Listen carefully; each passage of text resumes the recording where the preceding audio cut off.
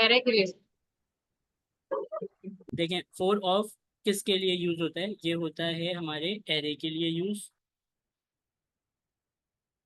और जो फोर इन है वो किस लिए यूज होता है? वो होता है ऑब्जेक्ट के लिए यूज। ये यूज होता किस तरह, तो ये हमें देखना पड़ेगा। तो सबसे पहले हम क्या देखते हैं? काफी बेसिक फंक्शन है क्या? एरे पहले में करता है क्या है? कौन सा फंक्शन? ये फोर ऑफ फोर इन, ये करता है क्या एरे में? यही तो एग्जिस्ट देख करता है क्या? यही तो देख रहे हैं सलमान भाई। वो सर एक मिनट सुनिएगा। आप ये रिकॉर्ड करके सेंड कर देंगे क्या? जी जी, ये अब यूट्यूब पर अपलोड भी होगी। सर। तो सबसे पहले हम क्या देखते हैं? फोर इन ऑब्जेक्ट को हटा देते हैं और फोर ऑफ को देखते हैं। क्यों? क्योंकि हम एरेज को पढ़ रहे थे और ये जो है ये एरे को आइट्रेट करने के काम में आता है। आइट्रेट मतलब बार बार चलाने के, और एरे वन को, बाय वन फीड हाँ, होगा। वन बाय वन उसको एक्सेस करने के। एलिमेंट। और जो एरे में एलिमेंट्स होते हैं बहुत सारे, तो एक एक करके हम क्या करेंगे कि उनके एलिमेंट को एक्सेस करेंगे, उसी को आइट्रेट कह रहे हैं हम। तो ये होगा किस तरीके से? तो ये उसके लिए हमें चाहिए एक एरे। अच्छा, एरे के बिना तो ये जाहिर है चलेगा नहीं, तो हमें एक एरे बनाना पड़ेगा। मैं क्या करता हूँ, एक एरे बना लेता हूँ। वालेकुम सर। जी। सर क्या पढ़ा रहे हैं? फोर ऑफ लूप,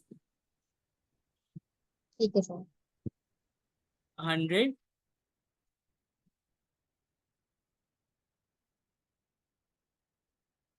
ठीक है, मेरे नम एरे के अंदर चार एलिमेंट है, 100, 40, 50, 200।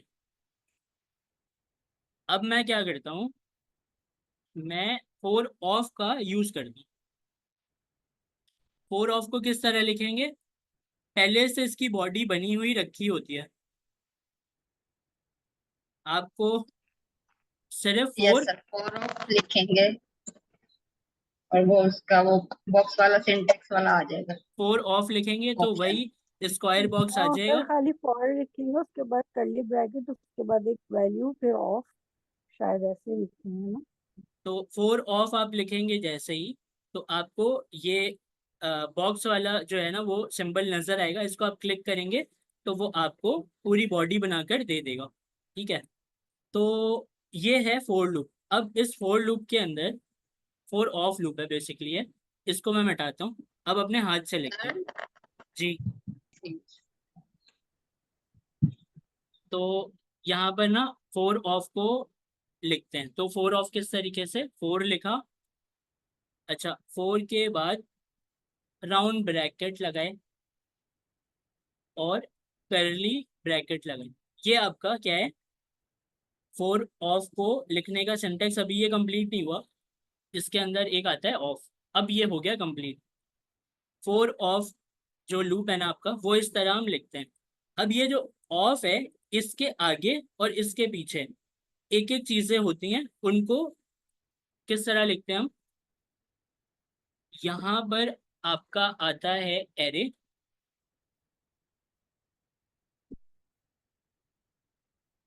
और यहाँ पर आता है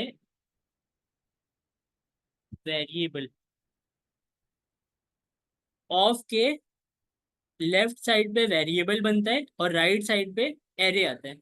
मैंने आपको क्या बोला? फोर ऑफ जो है वो एरे के लिए हम यूज करते हैं। फोर लिखते हैं, राउंड ब्रैकेट लगाते हैं, करली ब्रेसेस लगाते हैं, और राउंड ब्रैकेट के बीच में क्या होता है? ऑफ होता है, तभी इसको फोर ऑफ कहते हैं। अच्छा, फोर ऑफ के राइट साइड पे क्या होता है? एरे का नाम। लेफ्ट साइड पे क्या होता है? वेरिएबल। तो वेरिएबल को बना लेते हैं। वेरिएबल किस तरह बनाते हैं हम? लेट, और इनको क्या कहते हैं हम? एरे के एलिमेंट्स सर। एलिमेंट्स। एलिमेंट्स कहते हैं। तो मैं इसको यहाँ पर ई लिख देता हूँ। ठीक है, या पूरा एलिमेंट लिख देता हूँ, ई लिख देता हूँ। ठीक है,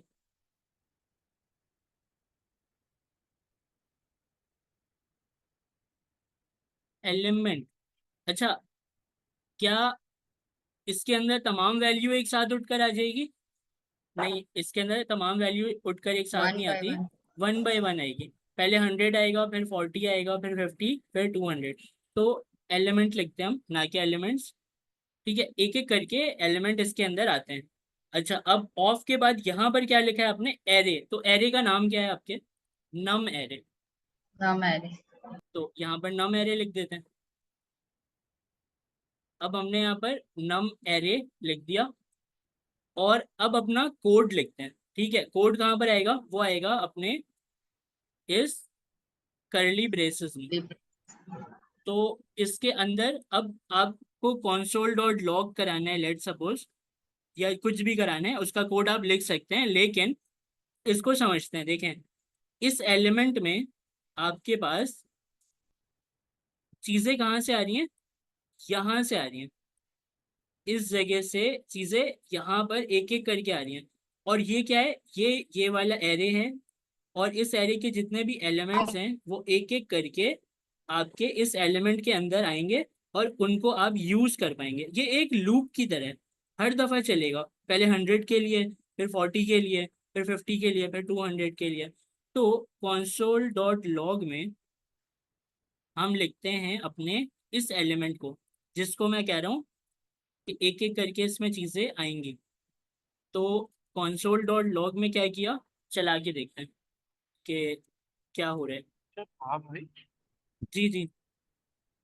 मैं ये कह रहा था कि लेट के बाद आप जो एलिमेंट का वर्ड लिख रहे हैं, तो ये तो फिर हमारा वेरिएबल हो गया ना, जिसको हमने एलिमेंट के नाम पे डिक्लेयर कर दिया है। जी, ऐसा ही है ना? ऐसा ही है। इसको मैं सलमान भी रख सकता हूँ। क्योंकि उस वक्त एलिमेंट को आपने बोला ना ये क्या होता है, तो मैं वो वाला एलिमेंट समझ रहा था। लेकिन ये तो लेट के बाद जो है वो तो वेरिएबल का नाम है। और हाँ ये, ऑफ आपने टेक्स्ट का फार्मूले का लगाया, और नम मेरे ये उठा जी हाँ, जी लिया। हाँ। तो अरे, एलिमेंट जो है वो एलिमेंट हमने इसलिए रखा है क्योंकि इनको एलिमेंट्स बोलते हैं, इसलिए मैंने एलिमेंट लिखा है ताकि आपको याद रहे। तो नोड ऐप डॉट JS वाली फाइल चला दें, तो आप देखेंगे कि यहाँ पर 100, 40, 50, 200, ये तमाम वैल्यूज आपके पास आ गई। एलिमेंट में एक एक करके तमाम वैल्यूज आपके पास आ गई हैं। तो इसके लिए होता है फोर ऑफ लूप। अब इस एलिमेंट को आप लेट सपोज क्या करें कि आप console डॉट लॉग के अंदर ही प्लस करा दें 10। तो जो एलिमेंट में एक एक करके वैल्यूज आ रही हैं, उन वैल्यूज को आप क्या कर सकते हैं? मैनिपुलेट भी कर सकते हैं, चेंज भी कर सकते हैं। 100 को 110 कर दिया, 40 को 50, 50 को 60, इस तरीके से कर दिया। तो फोर ऑफ का फायदा क्या है? फोर ऑफ का फायदा ये कि ये आपके फोर लूप से बेहतर है। फोर लूप से बेहतर किस कॉन्टेक्स्ट में कह रहा हूँ मैं? कि फोर लूप में आपको ना चीजें बतानी पड़ती हैं, यहाँ पर भी चीजें बतानी पड़नी सिंटेक्स है। इसका सिंपल है सर, इसका लेकिन सिंटेक्स सिंपल है। इसका सिंटैक्स सिंपल है, खुद चलता है, खुद ही रुक जाता है। जितनी वैल्यूज होंगी उतनी वैल्यूज पूरी करके रुक जाएगा। तो ये है, इसका सिंटैक्स थोड़ा सिंपल है। उसका फोर लूप का भी जो सिंटैक्स है वो थोड़ा सा, बस उसमें चीज़ें एक्स्ट्रा हैं कि कंडीशन लिखें, उसको फिर वहाँ पर इंक्रीमेंट या डिक्रीमेंट करें, वेरिएबल बनाएं, उस तरीके से आपको हैंडल करना पड़ता है। ये थोड़ा लिखने में आसान है। तो फोर ऑफ जो है वो ये है। आपको क्लियर है? समझ आई बात? जी सर।